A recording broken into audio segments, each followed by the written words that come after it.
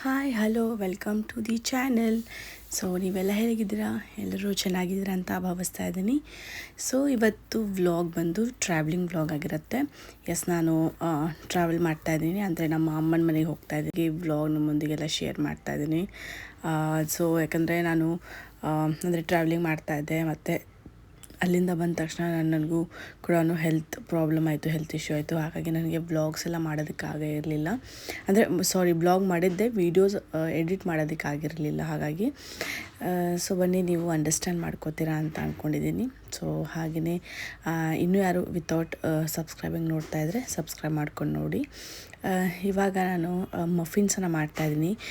ತುಂಬ ಈಸಿಯಾಗಿ ಮಫಿನ್ಸನ್ನು ಮಾಡ್ಬೋದು. ಅಂದರೆ ಮನೆಯಲ್ಲೇ ಕೆಲವೊಂದು ಇಂಗ್ರೀಡಿಯೆಂಟ್ಸಿಂದ ಮಫಿನನ್ನು ಮಾಡ್ಬೋದು, ಮತ್ತು ಪರ್ಫೆಕ್ಟಾಗಿ ಸಾಫ್ಟಾಗಿ ಮಫಿನ್ಸನ್ನು ಮಾಡ್ಬೋದು.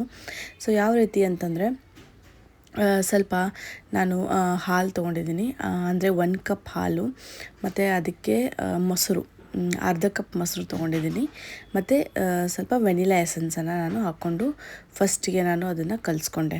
ಅದಾದಮೇಲೆ ಪೌಡ್ರ್, ಅದಾದಮೇಲೆ ಈಗ ಒಂದೊಂದಾಗಿ ಇದು ಮೈದಾ ಏನಿರುತ್ತೆ ಅದನ್ನು ಹಾಕ್ಕೊಳ್ಬೇಕು. ಅಂದರೆ ಈಗ ನಾನು 1 ಕಪ್ ಮೈದಾ ತೊಗೊಂಡಿದ್ದೀನಿ, ಅಂದರೆ ಅರ್ಧದಷ್ಟು ಸಕ್ಕರೆನ ಹಾಕ್ಕೊಳ್ಬೇಕು. ಅದಾದಮೇಲೆ ಬೇಕಿಂಗ್ ಪೌಡ್ರು 1 ಸ್ಪೂನ್, ಮತ್ತು ಬೇಕಿಂಗ್ ಸೋಡಾ ಅಂತ ಸಿಗುತ್ತೆ, ಅದನ್ನು ಕೂಡ 1 ಸ್ಪೂನ್ ಅಷ್ಟೇ ಹಾಕ್ಕೊಳ್ತೀನಿ.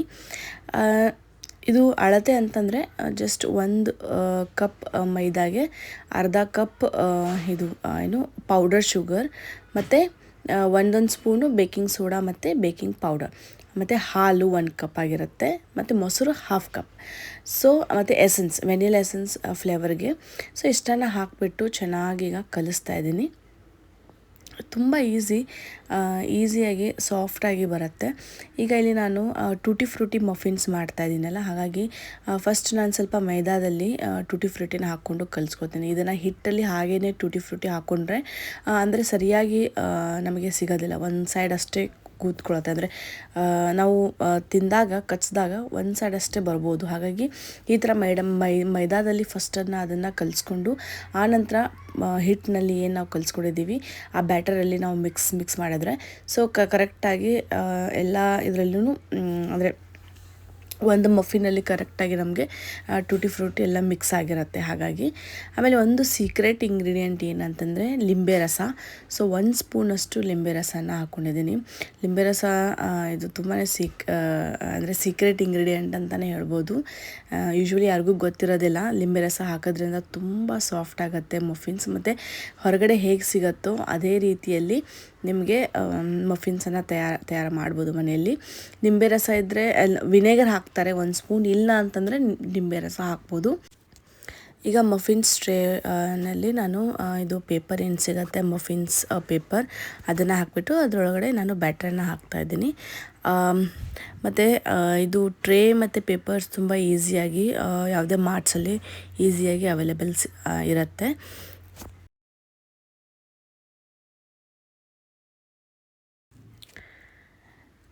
ಈಗ ಅದ್ರ ಮೇಲುಗಡೆನೂ ನಾನು ಇದು ಟೂಟಿ ಫ್ರೂಟಿ ಏನಿದೆ ಮತ್ತು ಪಿಂಕ್ ಮತ್ತು ಗ್ರೀನ್ ಏನಿದೆ ಆ ಟೂಟಿ ಫ್ರೂಟಿಯನ್ನು ಮತ್ತೆ ಮೇಲ್ಗಡೆ ಸ್ವಲ್ಪ ಉದುರಿಸ್ತಾ ಇದ್ದೀನಿ. ಈಗ ಅವನಲ್ಲಿ ಇಟ್ಟು ಬೇಕ್ ಮಾಡ್ತಾಯಿದ್ದೀನಿ.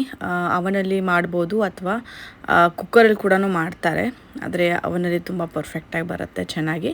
ಸೊ ಹಾಗಾಗಿ 170 ಡಿಗ್ರಿಲಿಟ್ಟು ಒಂದು 20 ಮಿನಿಟ್ಸ್ ಇಡ್ತಾಯಿದ್ದೀನಿ.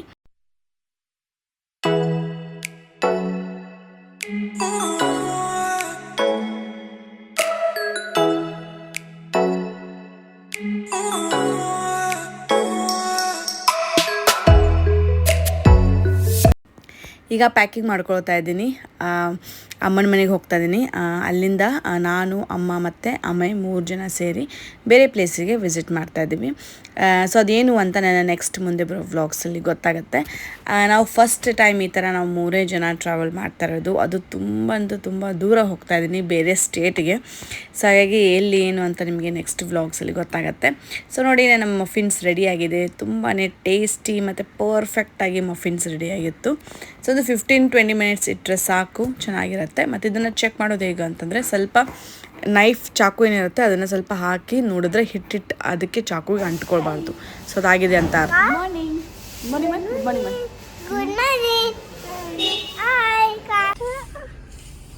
गणपति बप्पा मोरया. चलो let's start the trip.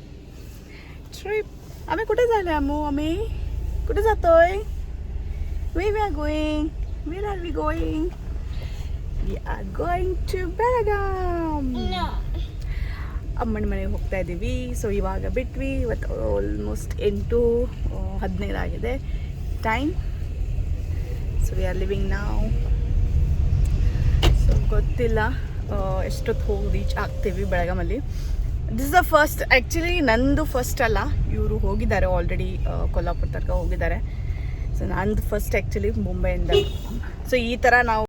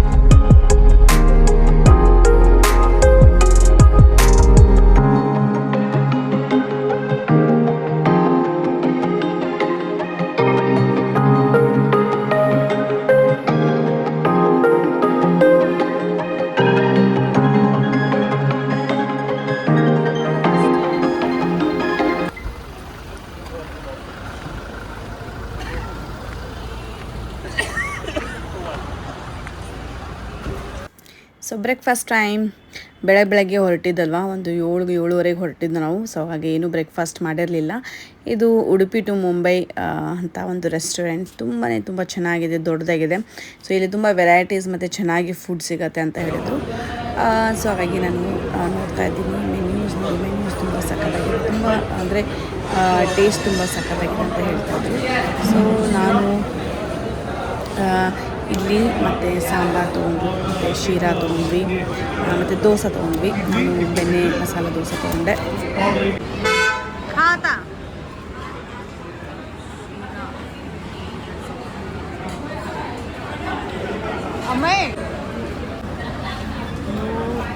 Masala dosa, butter masala dosa, sheera, tea and coffee.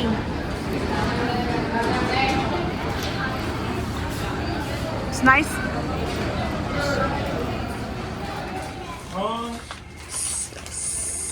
बहुत कितनी कलरफुल है ना.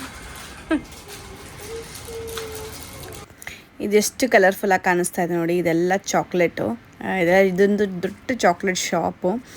ಸೊ ಸಖತ್ತಾಗಿ ವೆರೈಟೀಸ್ ಆಫ್ ಚಾಕ್ಲೇಟ್ ಸಿಗುತ್ತೆ. ಫಾರಿನ್ ಕಂಟ್ರೀಸಲ್ಲಿ ಎಂಥ ಚಾಕ್ಲೇಟ್ ಸಿಗುತ್ತೋ ಅದು ಕೂಡ ಇಲ್ಲಿ ಸಿಗುತ್ತೆ. ಆದರೆ ಸ್ವಲ್ಪ ಕಾಸ್ಟ್ ಜಾಸ್ತಿ. ಬೇರೆ ನಾಮಿನಲ್ ಚಾಕ್ಲೇಟ್ಸ್ಗಿಂತನೂ ಈ ಚಾಕ್ಲೇಟ್ಸ್ ಸ್ವಲ್ಪ ಡಿಫ್ರೆಂಟಾಗಿರುತ್ತೆ ಮತ್ತು ಕಾಸ್ಟು ಹಾಗೆ ಇರುತ್ತೆ. ಯಾಕಂದರೆ ಖಜೂರ ಇರುತ್ತೆ, ಖಜೂರ ಡೇಟ್ಸ್, ಅದ್ರ ಒಳಗಡೆ ಒಂದು ಆಲ್ಮಂಡ್ ಅಥವಾ ಕ್ಯಾಶ್ಯೂ ಅಥವಾ ಬೇರೆ ಬೇರೆ ನಟ್ಸ್ ಇರುತ್ತೆ. ಆಮೇಲೆ ಅದು ಚಾಕ್ಲೇಟ್ ಕೋಟಿಂಗ್ ಆಗಿರುತ್ತೆ. ಸೊ ಹಾಗಾಗಿ ಸ್ವಲ್ಪ ಕಾಸ್ಟ್ ಜಾಸ್ತಿ ಇದ್ರದ್ದು. ಸೊ ಅದಾದಮೇಲೆ ತೊಗೊಂಡು ಬ್ರೇಕ್ಫಾಸ್ಟ್ ಮುಗಿಸ್ಕೊಂಡು ಈಗ ಮುಂದೆ ಹೊರಟಿದ್ದೀವಿ. ನಮ್ಮ ಜರ್ನಿ ಕಂಟಿನ್ಯೂ ಆಗಿದೆ.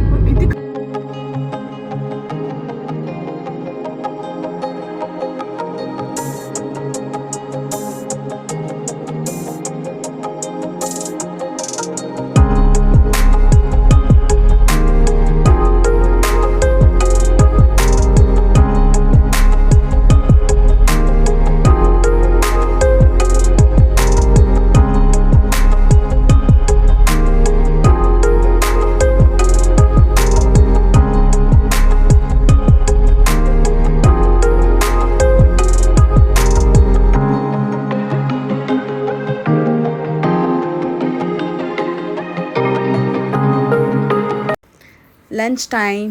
ಸೊ ಈಗ ಲಂಚಿಗಂತ ಇಲ್ಲಿ ಬಂದಿದ್ದೀವಿ ರೆಸ್ಟೋರೆಂಟ್ಗೆ. ಈಗ ಇನ್ನೇನು ಆಲ್ಮೋಸ್ಟ್ ಇನ್ನೊಂದು 1.5 ಅವರಲ್ಲಿ ನಾವು ರೀಚ್ ಆಗ್ತೀವಿ ಬೆಳಗಾಂ. ಸೊ ಲಂಚಲ್ಲಿ ಇವತ್ತು ಫ್ರೈಡ್ ರೈಸ್ ತೊಗೊಂಡಿದ್ವಿ, ಮತ್ತು ಆಮೇಲೆ ಉತ್ತಪ್ಪ. ಸೊ ಸಿಂಪಲ್ಲಾಗಿ ಫ್ರೈಡ್ ರೈಸ್ ತಿಂದ್ಬಿಟ್ಟು ನಮ್ಮ ಜರ್ನಿನ ಕಂಟಿನ್ಯೂ ಮಾಡಿದ್ವಿ. ಸೊ ಒಂದು 5:30-6 ಗಂಟೆ ಅನ್ನೋಷ್ಟರಲ್ಲಿ ಮನೆಗೆ ರೀಚ್ ಆದ್ವಿ ನಾವು. ಸೊ ಮನೆಗೆ ರೀಚ್ ಆದಮೇಲೆ ಮತ್ತೆ ಸ್ನ್ಯಾಕ್ಸ್. ಸೊ ಇದಾಗಿತ್ತು ನನ್ನ ಇವತ್ತಿನ ವ್ಲಾಗ್.